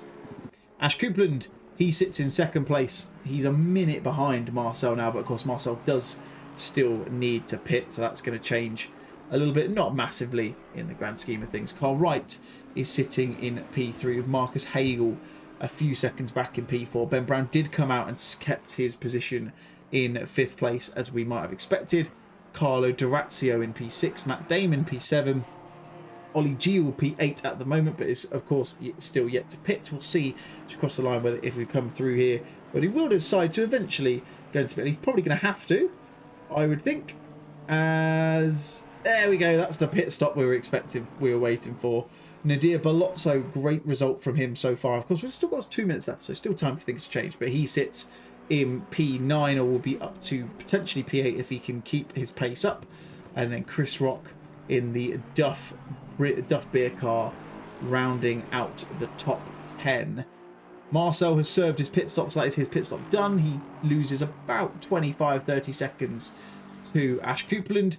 Ollie Giel, there you can see they're still sat in the pits with everyone in that kind of hospitality area, so perplexed by what he's doing, they're not even moving, which is great to see. He's going to come out of it. Where is he going to come out in comparison? He's going to come out ahead of Bolozzo, so that's actually worked out really, really well for Ollie in the end. That late splash and dash has saved him quite a lot of time, actually. He's actually come out in the same position he entered the pits in, which is particularly impressive. So, proof in the pudding that maybe the late pit stop was a good decision in the grand scheme of things. And there you see Mike Richards. He was the man who was probably hoping he could have had a chance to catch him up at the end. Not the case. Of course, probably not helped by that little nudge from Mark Raddenbury going into Crowthorne a few laps ago. That probably was the nail in the coffin. Meaning that he couldn't get the chance to hold on to that position when Ollie Giel came out of the pits. But you live and you learn. Plenty of time for next season for these things to change. Of course, we will see some people in different classes. We'll probably see different people in different cars, and we'll have a completely different track lineup as well, which is importantly to note. So here we go then. Coming through, in fact, now he's going to have one more lap unless he elects, because he has got the chance to, I think, to just sit on the start-finish line. We'll see what he does. He doesn't look like he's going to break, so he's going to carry on, which is good to see. Wouldn't have wanted him to decide not to, but he comes on to the final lap. Marcel Stange is going to take the win in this one. You would expect. Mark Neutelings has got Mark Raddenbury right on the back of him again. I don't know how this has changed in the last couple of corners, because there was a bit of a gap between them before, but Raddenbury all over the back of his Positive Perception brother in the Bentley machine. Is he going to look for a move up into Crocodiles? Again, the camera angle's awful. It doesn't look like he has. No, he hasn't. It looked like he might have done, but chose not to in the end, which is a little bit strange. Not sure why that was the case. He's still got a lap to get that move done. We'll keep an eye on it through the first part of the lap until we get to a point where it looks like Marcel's about to cross the line. He's just coming through the S's now, so we've still got a decent amount of time left in this one. We'll see. Again, we'll go back to the rear wing of that car. Is he going to make the move this time? Is he going to get the move done? Looks to the outside. Again, he's just not got the chance. Maybe he's just a little bit reticent given what happened between him and Richards is Raddenbury on the last or a couple of laps ago.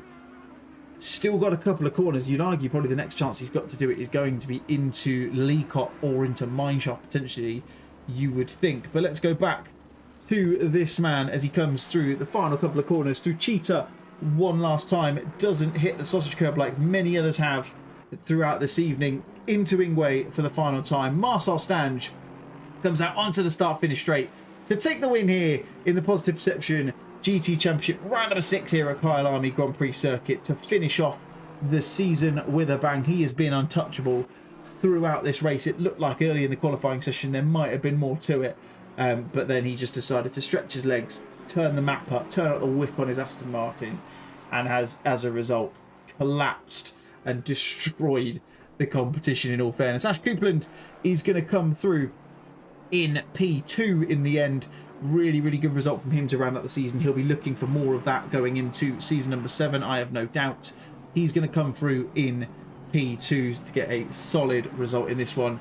Carl Wright is going to come back in P3 as he comes through the final corner. I'll come back, we'll see these guys in a second. Mark Raddenbury isn't going to get the move done in the end, but Carl Wright is going to come through to finish in P3. Marcus Hagel will finish P4. And there you go, you can see Mark just decided to do a little bit of weaving across the line, which you'd love to see. Ben Brown finishing P5. Carlo Durazio P6. Matt Damon, Ollie Giel, Nadir Bolozzo and Chris Rock, your top 10 in the end there with Mike Richards, Martin Neutelings, Mark Raddenbury, Jake Jenkins, Colin Dunn, Sam Waldridge, Sandro Bosch, Nick Kalianis, Jamie Buchanan, Peter Phillips and Lisa Louise rounding out your final grid of the season. There you have it. The season is done and dusted. That much is certain. I genuinely can't quite believe it's come to an end. I don't really want it to come to an end, to be honest. Feels odd. But good things do have to end, unfortunately. Oh, don't ruin that. No. You didn't see that. I was meant to move it and not click on it. That didn't really work very well. Anyway, that was good fun. I enjoyed that. And I think I've been joined by a rather special guest. Good evening, Mr. Pospo himself, Mark Radbury. How the devil are you? I am sweaty, to be honest. That was a rather intense last half an hour for me after having a small off, shall we say. Yeah, well, you'll be pleased to know that we caught the off. Oh, fantastic. I'm so glad that was caught on stream. Yeah, we even saw the fact that it was nothing to do with anyone else and you just lost it on your own. Yeah, I did. It was bizarre. I think I'd had my traction control just a touch too low. And it just spun the car. We live and we learn. Look, can I postpone our little chat for a couple of minutes, because I can see we've got a couple of people who want to be chatting as well. I know that you'll probably want to save the best bit till last, so let me move these guys in.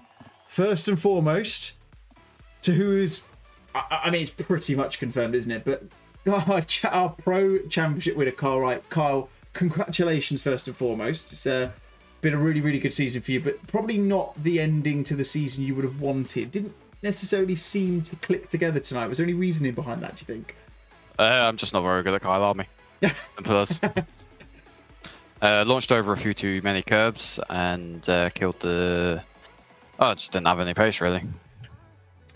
Look, it doesn't really matter at the end, because you still won the pro class, so congratulations anyway, even without that. I think that shows that your performances throughout the season, you've been so quick, haven't you? I mean, they've kind of really set that up, haven't they?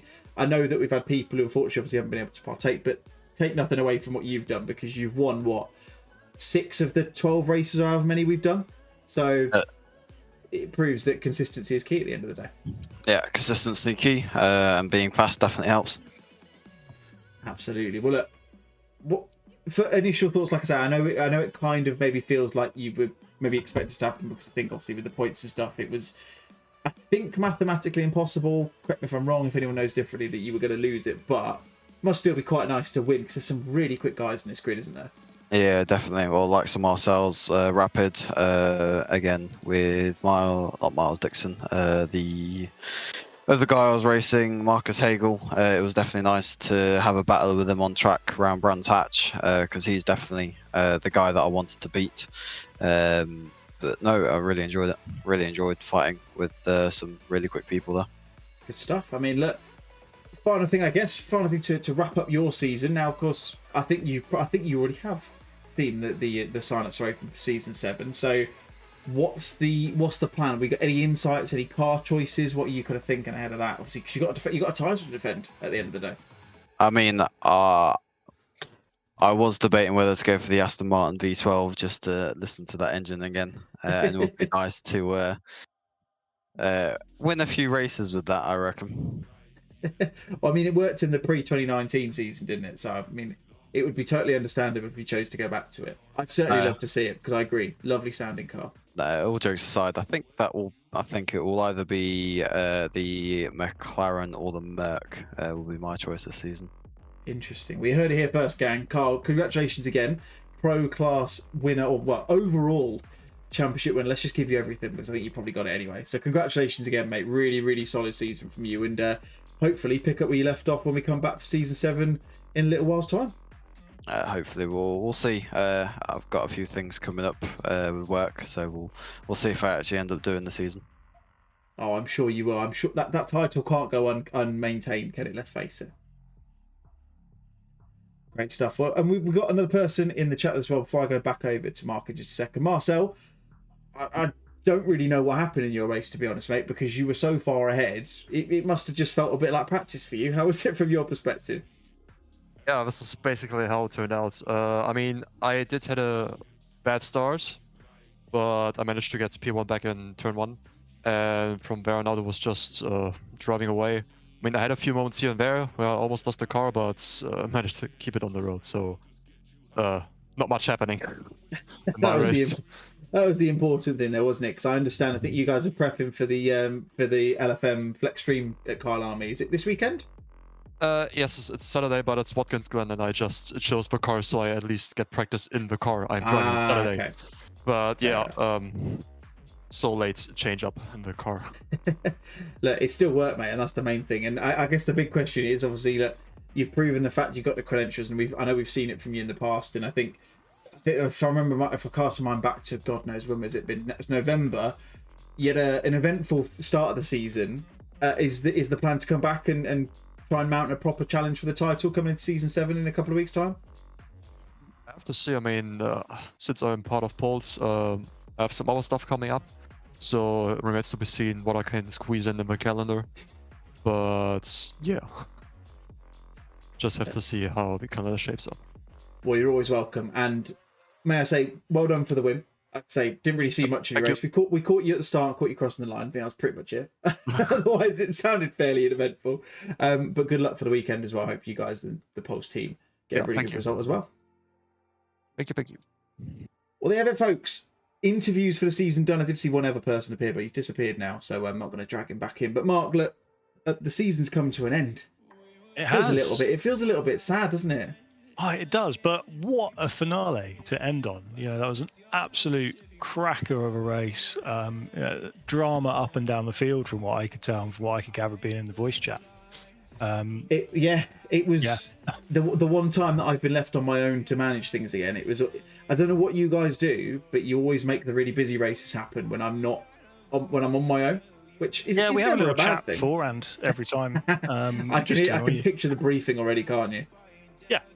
Yeah. I tell the guys after the brief, it's like, look, he's on his own.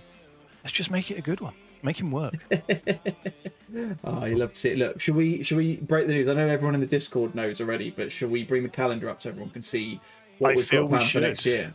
Yeah, absolutely. Let's do this. Talk us through it, mate. The floor is yours. So, ladies and gentlemen, boys and girls, mice and men, season 7. We've taken considerations from our Discord community. We had a survey out for a good month and a half, maybe, which gave us really good insight as to what the community wants. This Discord, this community, it's really community driven. You know, we as the admins, we don't make the decisions. These guys make the decisions, and because of that, we have some absolutely storming racing coming up for you for season 7. We're going to kick things off on the 9th of March with a warm-up event. We've never done one before.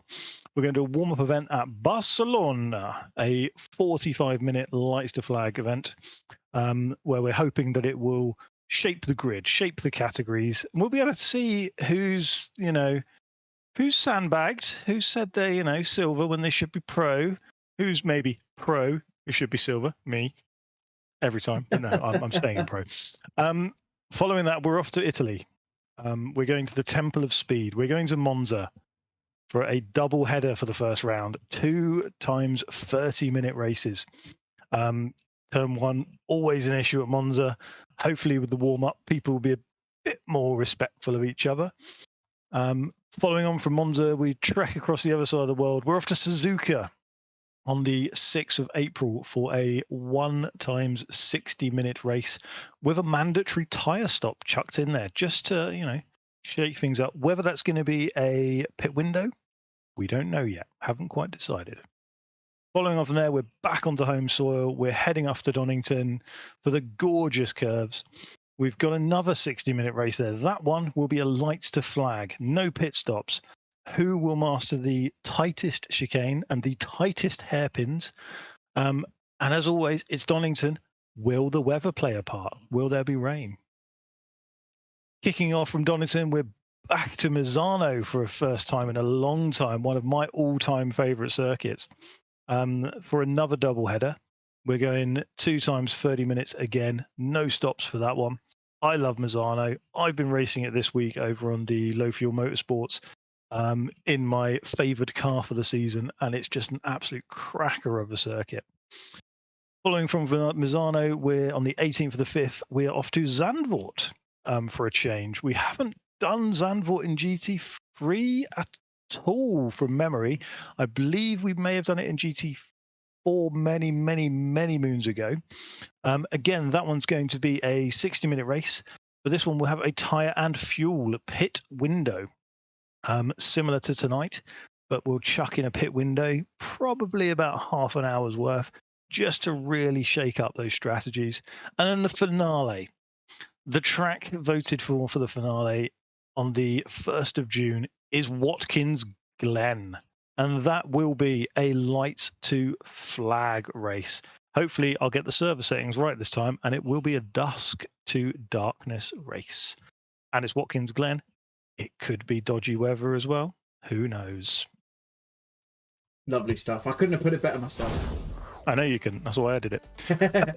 I knew you were keen to do it, so I couldn't let you not have your moment in the light. I've been thinking about it all night. You've been planning your script all the way through. Absolutely. You know it. You know it. Yeah, no, that's fair enough. I suppose you had a bit of time in the pit lane to do it, didn't you? So that's fair. Yes. Good stuff. Well, look, on behalf of everyone, I guess, thank you so much to everyone who has tuned into these streams for the last, 6 rounds. 12 weeks? I can't even remember. No, it'd be more than that. It'd be like 20 weeks with that Christmas break, didn't we? So thank you everyone who tuned in. If you've dropped a message in the chat, if you've lurked in the background, if you've liked, if you've subscribed, if you've raced, if you've commentated, if you've been in the Discord, whatever you've done, on behalf of myself, Mark, the admin team, and everyone else at Positive Perception, big thank you to everyone who's tuned in. It's been a really successful first season, I think, from a broadcaster perspective at least, and I'm sure I can speak on the behalf of both us, Mark, in saying that it's been our biggest season and probably will only be topped by the next season when we get even more people again. So I'm really excited for it. Hopefully you'll be there as well. As Mark said, we'll be back on the 9th of March. That race won't be broadcasted, but of course if you're racing you'll be able to take part. We'll probably do some social bits in between now and then, so make sure you drop into the Discord and get involved with all the stuff that's going on. Loads of other events. Of course, we've got the endurance race in Watkins Glen starting on the 11th of March. That will be live on the Positive Perception YouTube channel, and as Mark mentioned, back at the back end of March for the first round of the GT season number 7 at Monza. So between now and then, stay safe, stay good. Thank you so much for watching as always. Have a lovely rest of your evening. Goodbye.